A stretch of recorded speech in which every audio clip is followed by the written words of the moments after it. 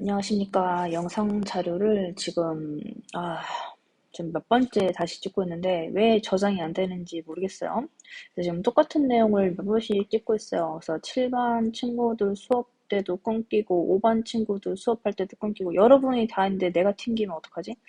그래서 이렇게 이제 필기를 이렇게 다 했는데 저장이 안 됐어요.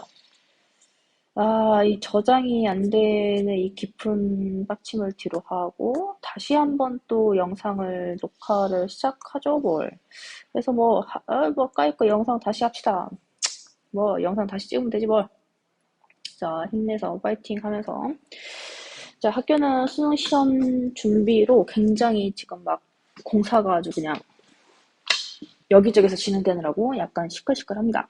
그래서 쌤이 이렇게 수업 영상 찍는 도중에 이렇게 뭔가 소음이 들리면 고생하시는구나 이렇게 생각하시면 될 것 같아요. 의자도 나르고 있고 바닥도 다시 좀 정리를 하고 있고 그래서 저도 옆에서 지금 계속 공사 소리가 들려요.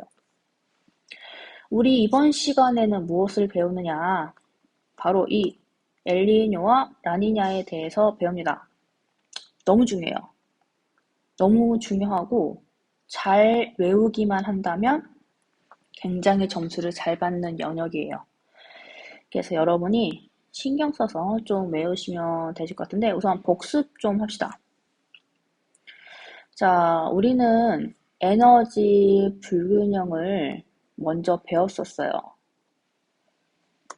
우리 근원 에너지, 태양 에너지로부터 이렇게 에너지를 받으면 우리 진구는 둥그기 때문에 저위도에서 받는 양과 고위도에서 받는 양이 차이가 존재한다고 했죠. 저위도에서 받는 양이 고위도보다 많아요. 지구 복사 에너지는 다 똑같은데 받는 태양 복사 에너지가 저위도가 많은 거죠. 그래서 이 남는 저위도의 에너지를 고위도로 전달을 해주는데 이 에너지 불균등을 해소시키는 방법이 대기대순환과 해수의 표충순환이라고 저번 시간에 배웠어요. 큰 덩어리로 에너지를 불균등을 저위도에서 고위도로 해소를 이렇게 배웠지만 실질적으로는 지구가 자전을 하기 때문에 직접순환과 간접순환으로 대기, 대순환 세 가지의 세포를 배웠습니다. 지구가 자전하기 때문에 이렇게 표시를 하면서 우리가 배웠었죠. 그리고 부는 바람도 외웠었어요. 그래서 극패해, 극편무 하면서 외우는 법도 알려줬습니다. 자, 우리 복습 한번 해봤었고 그러면 오늘 엘니뇨와 라니냐 이게 뭔 상관이냐? 바로 해류의 영향에 따라서 기상이변이 달라지거든요. 기상현상이 달라져요. 그러면 이 해류는 무엇에 의해 생기냐? 바람에 의해서 생기는 거예요. 그러면 바람은 이 순환세포들에 의해서 형성이 돼요. 그래서 내용이 다 연관성이 있기 때문에 여러분이 꼼꼼하게 보셔야 돼요. 그러면 여기 한번 봅시다. 우리 순환세포, 극순환, 페렐순환, 헤들리순환 이거 다 외워야 된다고 그랬고 페렐순환 같은 둘 다 어이라고 했었어요. 헤들리는 아이. 자, 그렇다면 바람에 의해서 표층에 해류가 형성이 된단 말이죠. 그러면 이 바람을 한번 보세요. 자, 먼저 국순환. 국순환 같은 경우는 표층의 바람이 아래쪽을 향하고 있어요. 그리고 아래쪽으로 향하는데 바람은 동풍이야. 이렇게 본단 말이에요. 그래서 바람의 방향이 이렇게 형성이 됩니다. 페렐순환은요, 바람의 방향이 위쪽이에요. 그래서 위로 부는데 서풍이야. 그래서 바람의 방향이 이렇게 형성이 됩니다. 헤들리 순환은요, 바람의 방향이 아래쪽이에요. 아래쪽인데 동풍이에요. 그래서 바람의 방향이 이렇게 형성됩니다. 자, 바람은 불어오는 곳을 기준으로 동풍, 서풍 된다고 쌤이 설명을 했어요. 남반구도 마찬가지예요. 그럼 여기 한번 봅시다. 해류. 자, 요렇게 나뉘어서 보시면 북극은 이제 얼음이 있으니까 자, 저위도와 중위도 한번 비교해 보세요. 저위도에서는 무역풍이 불죠. 북반구에서는 북동무역풍, 남반구에서는 남동 무역풍이에요. 그래서 무역풍의 영향으로 바람이 저희도에서는 동해에서 서쪽으로 흘러요. 무역풍의 영향으로 동해에서. 여기 대륙 있죠? 그래서 바람이 위로 형성돼서 중위도로 가면은 중위도에서는 서풍, 편서풍의 영향으로 북태평양 해류는 서에서 동으로 흘러요. 좀 적어보면 저희도에서는 무역풍의 영향으로 동풍이 부니까 동에서 서로 이동을 하고요. 북태평양 해류는 편서풍이잖아요. 그래서 서에서 동으로 이동을 합니다. 그럼 여기도 대륙이 있기 때문에 여기도 대륙이 있기 때문에 방향이 이렇게 아래쪽으로 이렇게 흘러가면서 북반구에서는 시계 방향으로 흘러요. 저희도의 보다 따뜻한 바닷물이 흘러가는 것을 날류라고 그러고, 중위도의 보다 차가운 물이 저희도로 흘러가는 물의 흐름을 난류라고 합니다. 그래서 우리는 물고기 어장 뭐 하면서 난류성 어종이 뭐 어디로 뭐 더 이동을 해서 먼 바다를 가서 봐서 잡아야 되니 뭐 난류성 어종이 뭐 명태가 어쩌고 저쩌고 하니 이런 거를 아마 뉴스에서 자료에서 살펴봤을 거예요. 그러면 남반구에서도 보면은요. 남쪽도 해는요 남동 무역풍, 즉 무역풍의 영향으로 동에서 서로 흘러요. 동에서 서로. 그리고 편서풍의 영향으로 서에서 동으로 바람이 불기 때문에 해류의 흐름도 이렇게 형성이 됩니다. 여기 다 대륙이 있잖아요. 대륙이. 그래서 이렇게 난류와 해류가 형성이 됩니다. 그리고 여기 중간에 북쪽도 해류와 남쪽도 해류 사이에 여기에 바람 방향이 이제 지금 해류의 흐름이 북쪽도 해류와 남쪽도 해류의 적도 발리 나온 반대 발음도 존재를 하게 됩니다. 그래서 남반구에서는 반시계 방향, 북반구에서는 시계 방향 이렇게 해류가 형성되어 있어요. 그러면 이 해류의 흐름을 여러분이 기억을 하셔야 돼요. 자, 그러면 이제 본격적으로 오늘 배울 내용이 뭐냐? 이 엘니뇨예요, 엘니뇨. 엘니뇨. 엘니뇨는요, 무역풍이 약해지면서 생긴 현상이에요. 무역풍이 약해지면서. 자, 우리는 평상시와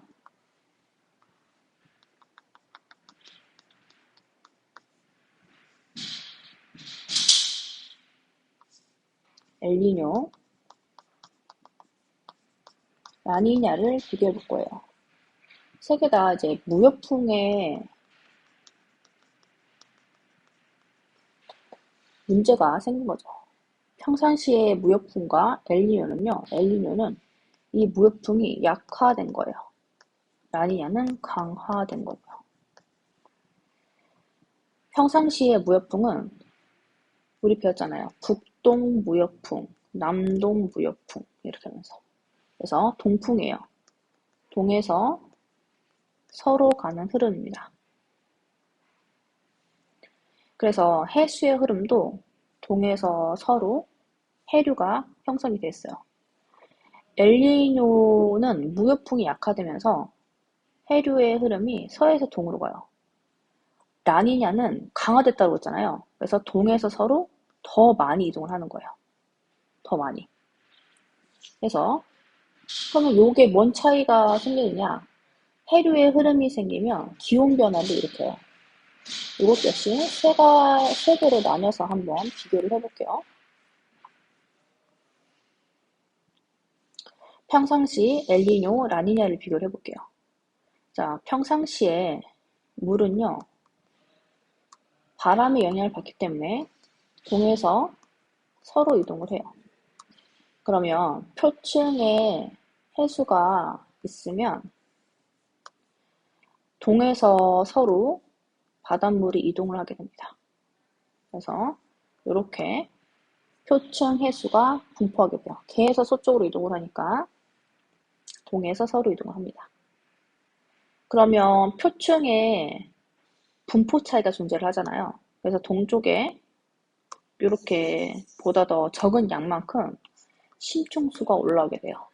이 심층수가 올라오는 것을 용승이라고 합니다. 이 용승은요, 무기, 유기양분이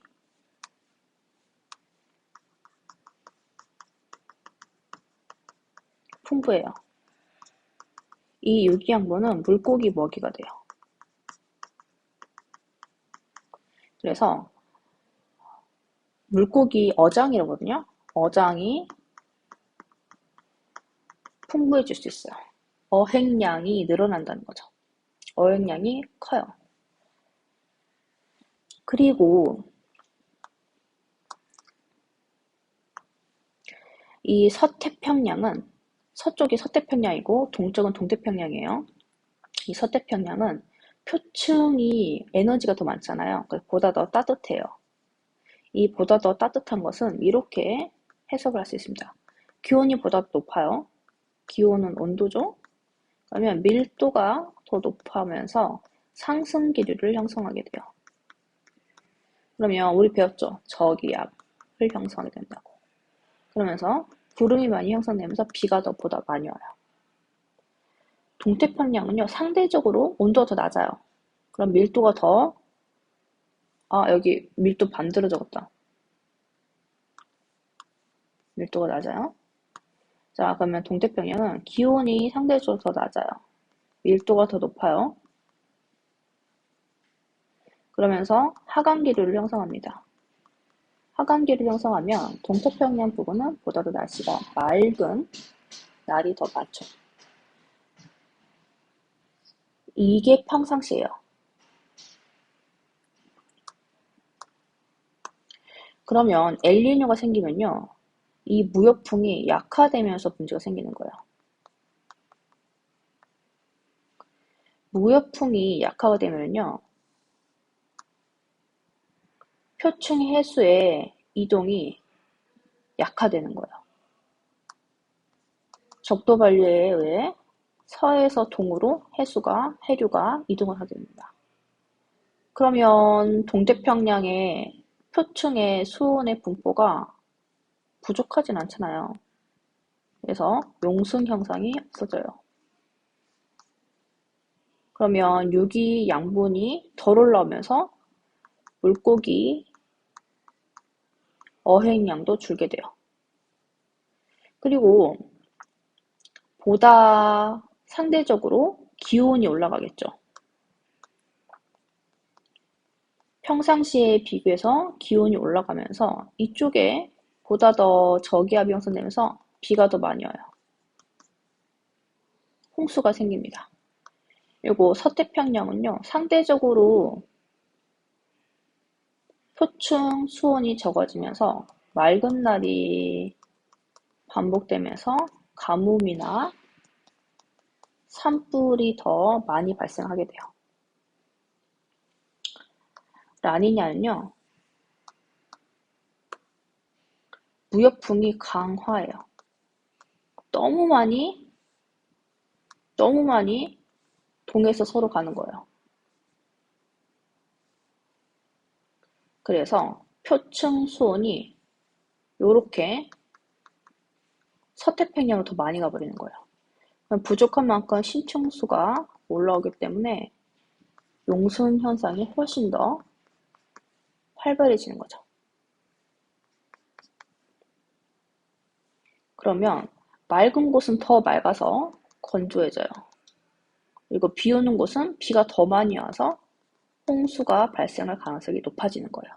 이런 기상 이상 현상이 생기게 됩니다. 그래서 이런 기상 이변 현상이 생기게 돼요. 교과서 문장 한번 볼게요.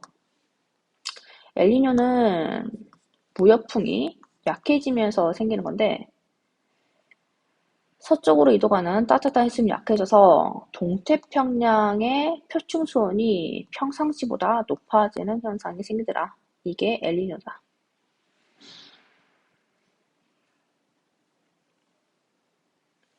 다시 한번 볼게요. 평상시에는 무역풍의 영향으로 동풍의 영향을 받아서 동에서 서로 이동을 합니다. 동태평양의 따뜻한 표층 해수는 서쪽으로 이동을 해요. 그래서 표층 수온이 더 많은 서태평양은 기온이 높고 밀도가 더 낮다고 그랬어요. 그래서 저기압을 형성하고 상승기류로 이 구름이 막 형성되면서 비가 더 많이 와요. 동태평양은 요거의 반대겠죠? 기온이 더 낮고 밀도도 높으면서 하강기류, 고기압이 형성되면서 날씨가 맑아요. 그다음에 찬 해수가 올라오는 용승 현상이라는 게 활발하면서 좋은 어장을 형성한다고 했어요. 풍부한 어획량 이렇게 표현이 됩니다. 풍부한 어획량. 엘니뇨가 발생을 하면요. 우선 같이 한번 볼게요. 이 무역풍이 약화가 되는 거예요.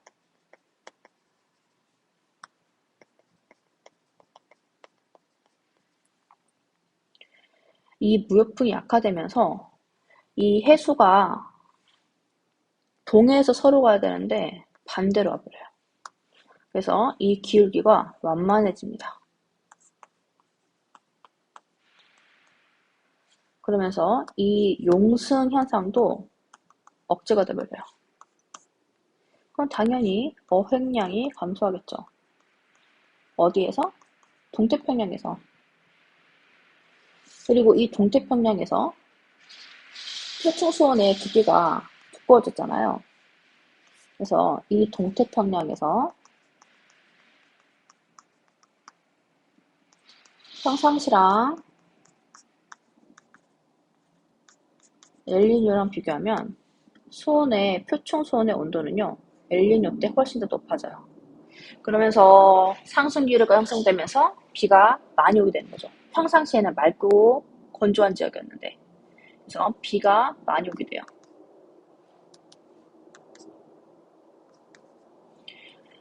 서태평양 원래 비가 많이 왔었는데 이쪽은 건조한 날씨가 반복되게 되고요. 엘니뇨가 발생하면 어떤 일이 일어날까? 엘니뇨가 강해지면서 태평양 이때 기후변화가 일어났고 피해가 증가할 것이라는 연구가 나왔다. 그럼 여기서 여러분이 받을 건 이 지역이에요. 자, 서태평양에 파푸아 뉴기니라는 지역이 있고 동태평양에는 페루라는 지역이 있는 거야. 자주 나오는 예시니까 보세요. 그러면 원래는 이 파푸아 뉴기니에는 어땠냐면요.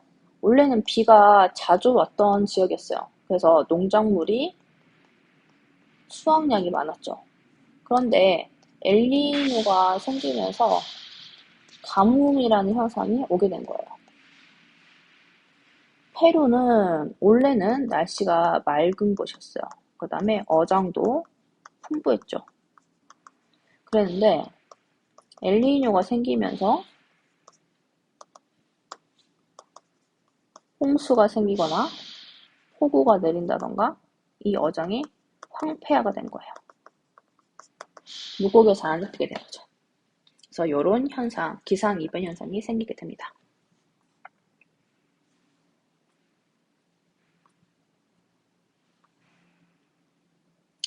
라니냐는 뭐냐?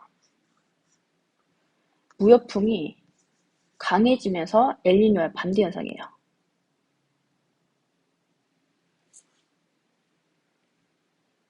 아까 세 가지 비교해서 봤잖아요. 여기 보면 폭풍 수온에 대한 내용이 나와 있어요.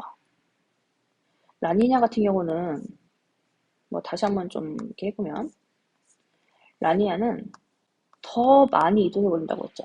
그래서 표충수온이 서쪽으로 더 많이 이동해서 신층수가 보다 더 많이 오른다고 했어요. 그러면 평상시랑 비교해보면 라니냐일 때 어디가 더 표충수온의 온도가 높냐? 기준은 동태평양 표충수온을 비교해봤을 때 그러면 심층수가 훨씬 더 많이 올랐으니까 평상시가 표충수온이 더 높은 게 되죠. 다음에 평상시랑 엘니뇨랑 비교를 해보면 엘니뇨는 표충성이 덜 간 거죠. 그래서 엘니뇨 때가 동태평양은 높아요. 그래서 이거 두 개 좀 비교해서 보시고요. 자, 두 번째 단락에서는 여러분이 색깔펜을 이용해서 구분을 하실 텐데 평상시와 엘니뇨일 때, 라니냐일 때 서태평양과 동태평양을 비교해 볼 거예요. 서태평양을 쌤이 빨간색으로 한번 표시를 해볼게요. 지금 서쪽을 보는 거야. 평상시 때는요, 비가 원래 자주 내려요. 그런데 엘니뇨가 발생을 하면요, 건조하고 가뭄이나 산불이 생깁니다.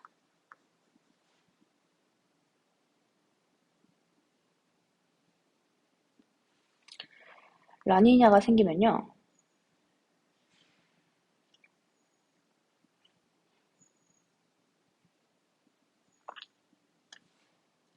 다시 강수량이 증가를 해요.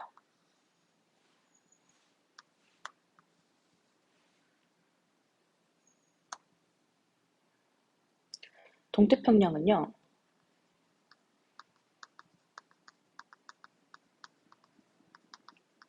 평상시에 맑아요.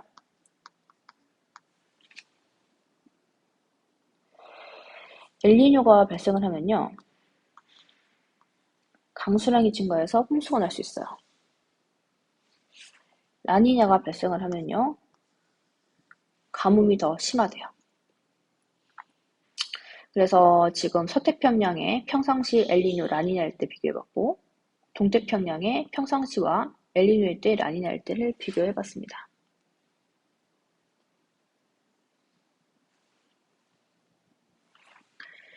여기 보시면 엘니뇨와 라니냐에 의한 기상이변 있잖아요. 같은 지역임에도 불구하고 엘니뇨가 발생했을 때 기상이변이 달라요. 라니냐랑 발생했을 때랑. 자, 오스트레일리아예요.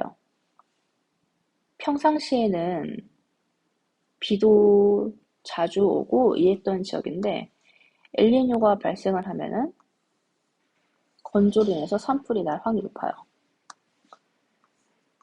라니냐가 발생을 하면 더 많이 오는 거예요, 비가. 그래서 홍수가 날 가능성이 높아요.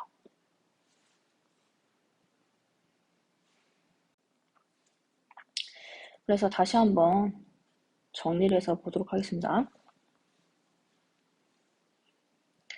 엘니뇨와 라니냐는 무역풍이 약화되냐 강화되냐에 따른 현상이에요. 약화가 되면 엘니뇨, 강화가 되면 라니냐입니다. 평상시에는 동풍이니까 동에서 서로 가죠. 해수의 흐름도 동에서 서입니다. 무역풍이 약화되면은 동에서 서로 가는 바람의 영향력이 약해져서 서에서 동으로 해류의 흐름이 발생을 하고요. 무역풍이 강화됐을 때는 이 동에서 서로 가는 바람이 강해졌기 때문에 해류의 흐름도 동에서 서로 많이 이동을 해버려요. 우리 지금 복습하고 있어요.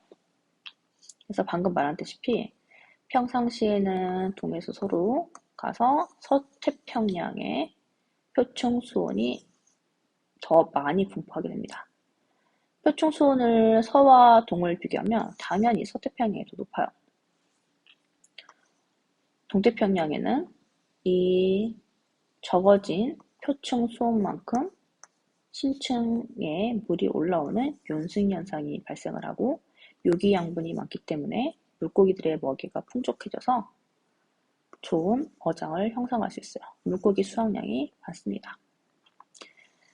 무역풍이 약화돼서 엘니뇨가 발생을 하면은요, 동에서 서로 가는 해류의 흐름이 약해지고, 선생님이 아까 적도발류라고 그랬을 거예요. 서에서 동으로 가는 흐름이 발생을 하게 되면서 이 표층수온의 기울기가 완만해져요. 그러면 원래는 이 부족해진 만큼 용승 현상이 일어나야 되는데 이게 일어나지 않는 거죠. 그래서 용승 현상이 억제가 되면서 어장이 형폐화가 됩니다. 라니냐는요, 동에서 서로 가는 이 흐름이 더 강해지는 거예요. 그래서 표층 수온이 서태평양으로 보다 더 많이 가기 때문에 심층수가 많이 올라오게 돼요. 다시 한번 짚어주면은 평상시에는 동에서 서로 표층 수온은 서태평양에서 높고요. 엘니뇨가 발생을 하면은 기울기가 완만해지기 때문에 서태평양보다가 아니라 이 평상시보다요. 평상시보다 동태평양의 수온이 더 높아져요. 당연히 서태평양이 더 높고요. 평상시보다 동태평양의 표층 수온이 높아져요. 그래서 기온도 높아짐에 따라서 표층 수온이 높아짐에 따라서 저기압이 형성되면서 비가 많이 오게 되는 거죠. 서태평양은 상대적으로 표층 수온이 적어지는 거죠. 그래서 하강기류가 형성되면서 가뭄이 형성되게 됩니다. 그래서 다시 한번 보시고요. 표층 해수의 이동이 반대라는 거 좀 보세요. 라니냐는 무역풍이 강화되면서 동에서 서로 가는 흐름이 더 강화되는 거예요. 여기서 수온은 동태평양의 표층 수온입니다. 엘니뇨는 무역풍이 약화되기 때문에 동태평양의 표층 수온이 보다 더 두꺼워져 수온이 표층 수온이 높아지는 거고요. 라니냐는 심층수가 더 많아지는 거죠. 표층 수온은 서태평양으로 너무 많이 가버렸어. 그래서 수온은 더 낮아지는 거예요. 엘니뇨의 피해. 아르헨티나나 남미 지역 같은 경우는요. 원래는 날씨가 쾌청하고 맑아야 되는데 폭우라던가 홍수가 발생할 확률이 높아져요. 자, 유럽 이쪽은 이상고온, 이상저온, 토네이도 같은 기상 이번 현상이 늘어나고요. 페루 쪽에는 원래는 물고기가 잘 잡히는 지역이란 말이에요. 그랬는데 어획량이 감소하면서 식량난을 겪을 수 있어요. 그다음에 아시아와 호주, 아프리카 지역은요. 가뭄이나 대형 산불로 인해서 피해를 생길 수 있습니다. 자, 여기에서는 여러분이 어떤 걸 하셔야 되냐면 이 그림만 가지고도 구분을 하실 수 있어야 돼요. 자, 이 그림 한번 볼게요. 예를 들어서 여기가 가, 여기가 나라고 합시다. 그러면 가와 나는 엘니뇨와 라니냐 둘 중에 하나이다. 알맞은 것을 모두 고르시오라고 했을 때 이 두 개는 엘니뇨와 라니냐 중 하나라고 했을 때 이 그림만 보고도 구분할 수 있어야 된다는 거예요. 먼저 어떤 바람이냐면 무역풍이겠죠.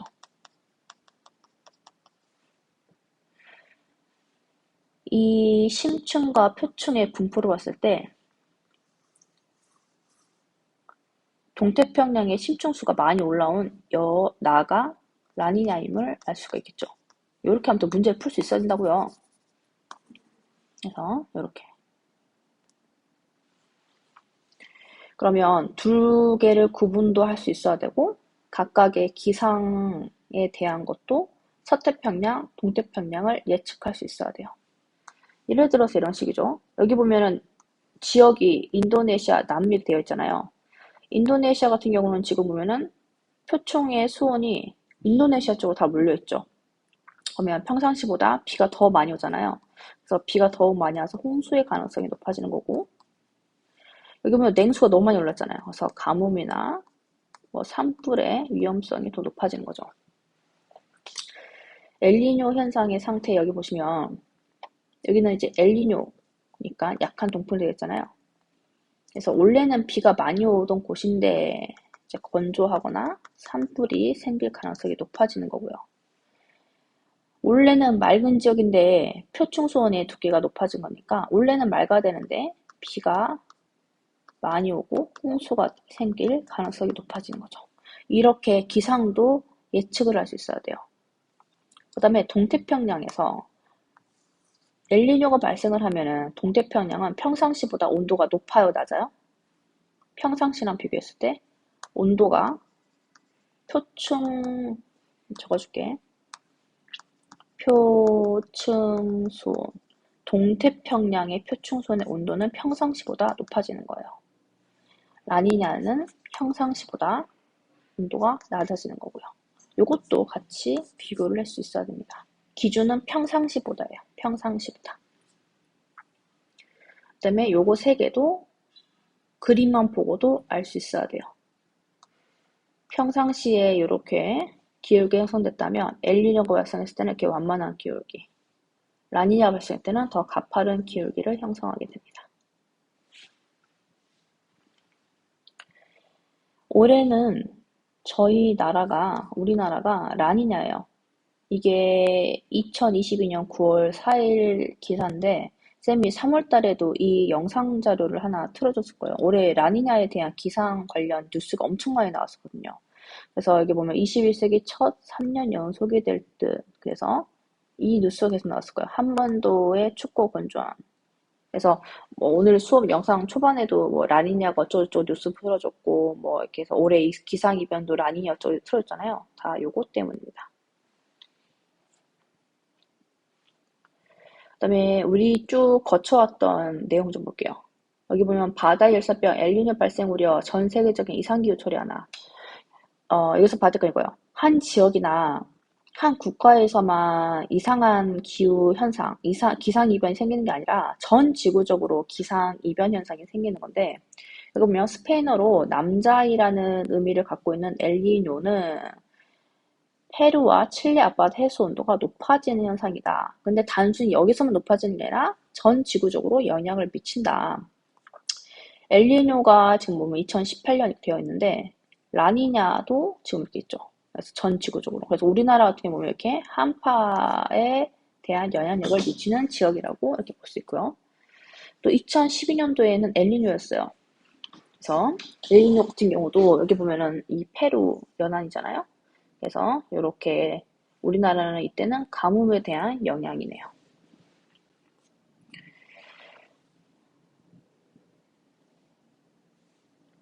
평상시와 라니냐 비교하는 자료 좀 보였고, 요걸 좀 보시면 조금 더 이해가 더 쉬울 것 같은데, 엘니뇨가 발생하면 여기 동태평양 보세요. 동태평양. 표층 수온의 온도가 높아집니다. 근데 라니냐가 발생을 하면은 이 동태평양의 표층 수온의 온도가 낮아지게 되는 거죠. 여기 보면 판단 기준도 정해져 있어요. 특정 감시구역이 정해져 있고요. 그리고 기간도 5개월 이동 평균화 해수면 온도 편차가 0.4도씨 이상이고 또는 0.4도씨 이하거나 이게 6개월 이상 지속되는 경우 엘니뇨 또는 라니냐라고 지정을 하고 있습니다.